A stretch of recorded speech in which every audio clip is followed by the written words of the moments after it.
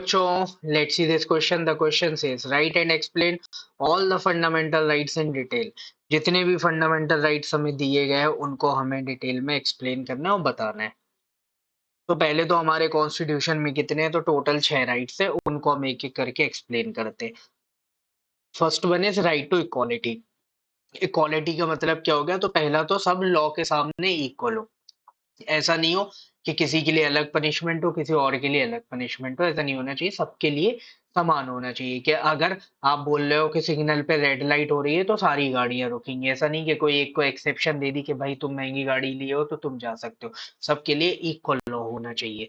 किसी भी सिटीजन को हम डिस्क्रिमिनेट नहीं कर सकते। जब भी कोई पब्लिक प्लेस का अगर एक्सेस करना हो या वर्शिप की प्लेस हो या कहीं पे भी पब्लिक एम्प्लॉयमेंट की बात हो रही है, तो रिलीजन, रेस, सेक्स, इन ग्राउंड्स पर हम उसके साथ डिस्क्रिमिनेशन नहीं कर सकते। सबको इक्वली ट्रीट करना है। So this is first right. Second, right to freedom. Freedom में क्या बोला गया कि आपको बोलने का अधिकार है, आपको अपने आप को एक्सप्रेस करने का अधिकार है। ठीक है, मतलब जैसे अगर गवर्नमेंट कोई गलत डिसीजन ले रही है तो आप प्रोटेस्ट करो ना, गवर्नमेंट के खिलाफ बोलो। आपको बोलने का अधिकार यहाँ पे दिया हुआ है। न्यूज़पेपर वाले यही करते हैं कि गवर्नमेंट के अगेंस्ट में भी लिखते हैं, फेवर में भी लिखते हैं। क्यों? क्योंकि उनको बोलने का अधिकार दिया हुआ है। बहुत सारे लोग ब्लॉग्स लिखते हैं, है ना? तो ये क्यों कर रहे हैं? क्योंकि फ्रीडम ऑफ स्पीच और एक्सप्रेशन है। आप एसोसिएशंस भी बना सकते हो, आप पॉलिटिकल पार्टीज बनाओ। जैसे अगर आपको नहीं लग रहा है कि रूलिंग पार्टी अच्छा काम कर रही है या अपोजिशन अच्छे तरीके से काम नहीं कर रहे, तो आप अपनी खुद की पार्टी बना लो। आप देश में कहीं पे भी रह सकते हो, इसकी आपको फ्रीडम है। आप देश में कहीं पे भी घूमो, ठीक है? जैसे आप विदेश जाते हो तो आपको पासपोर्ट वीजा की जरूरत पड़ती है, लेकिन देश के अंदर आपको इसकी जरूरत नहीं है। आप फ्रीली घूम सकते हो, नॉर्मल आप अपना वोटर आईडी, आधार लेके भी घूम सकते हो। प्रोफेशन, आप डॉक्टर बनो, इंजीनियर बनो, बिजनेस करो, कोई भी करो, सबकी आजादी आपको दी हुई है। So this is right to freedom. Third one is right against exploitation. इसमें क्या है? Human trafficking. कोई भी आपको पकड़ के ले जाके मार्केट में ना बेच दे, ठीक है? तो इससे कॉन्स्टिट्यूशन आपको प्रोटेक्ट कर रहा है कि ह्यूमंस की ट्रैफिकिंग ना हो जाए। ट्रैफिकिंग कहाँ होती है? जैसे प्रोस्टिट्यूशन में होती है, फीमेल्स को बेचा खरीदा जाता है, तो उस पर लो रोक लगाती है। यहाँ पे कॉन्स्टिट्यूशन बोलते हैं कि ह्यूमन ट्रैफिकिंग नहीं हो सकती। दूसरा होता है फोर्स डिलीवरी। ये पहले गाँव में होता था कि इसमें किसी एक से जबरदस्ती अपने खेतों पर काम कराया जा रहा है, उसको पैसे नहीं दिए जा रहे हैं, तो इस पर भी कॉन्स्टिट्यूशन ने रोक लगा दी कि फोर्स डिलीवर भी नहीं होगा।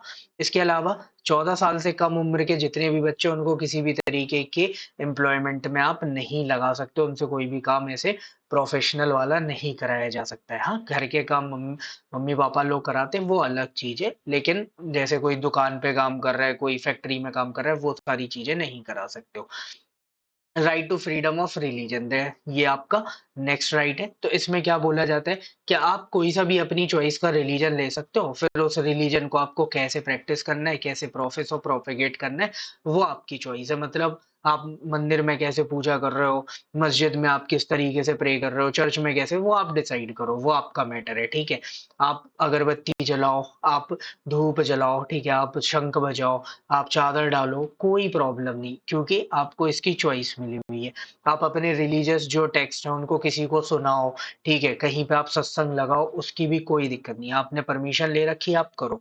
बस आप फोर्सफुल नहीं कर सकते हो कि जबरदस्ती अपने रिलीजन में किसी को कन्वर्ट करा रहे, ये नहीं किया जा सकता है। Then next is cultural and educational right. जो भी माइनॉरिटीज है, अब चाहे फिर वो रिलीजियस माइनॉरिटी हो या लिंग्विस्टिक माइनॉरिटी। लिंग्विस्टिक माइनॉरिटी मतलब जैसे भारत में मेजोरिटी ऑफ नॉर्थ इंडिया में आप देखोगे लोग हिंदी बोलते हैं, ठीक है? तो अब वहां पे कोई एक ऐसी लैंग्वेज वाला पर्सन आ जाए कि जो यहाँ पे नहीं हो, कोई बोलते ही नहीं हो, तो उसको हम बोलेंगे लिंग्विस्टिक माइनॉरिटी, कि मतलब उस लैंग्वेज को कम लोग बोल रहे हैं वहां पे, ठीक है?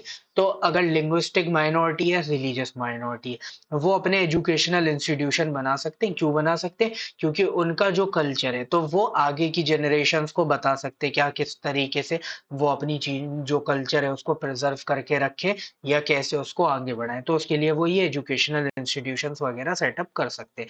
And the last one is right to constitutional remedies. अभी तक हमने ऊपर जितनी भी चीजें पढ़ी, अगर उसमें से किसी भी राइट का वॉयलेशन स्टेट के द्वारा किया जा रहा है, गवर्नमेंट के द्वारा किया जा रहा है, तो आप उसके अगेंस्ट में कोर्ट मूव कर सकते हो। और कोर्ट मतलब ये नहीं कि आप ऑर्डिनरी सबऑर्डिनेट कोर्ट जाओ, आप डायरेक्टली सुप्रीम कोर्ट और हाई कोर्ट भी जा सकते हो। तो जब भी आपका फंडामेंटल राइट का वॉयलेशन होता है स्टेट के द्वारा, तो राइट टू कॉन्स्टिट्यूशनल रेमेडीज में दिया हुआ है कि आप डायरेक्ट कोर्ट मूव कर सकते हो। कोर्ट फिर रिट्स इशू करेगा और आपके राइट्स जो भी गए हैं उनको फिर से दिलाएगा, ये एंश्योर करेगा। So this is your answer. Hope you understood it well. Best of luck. Thank you.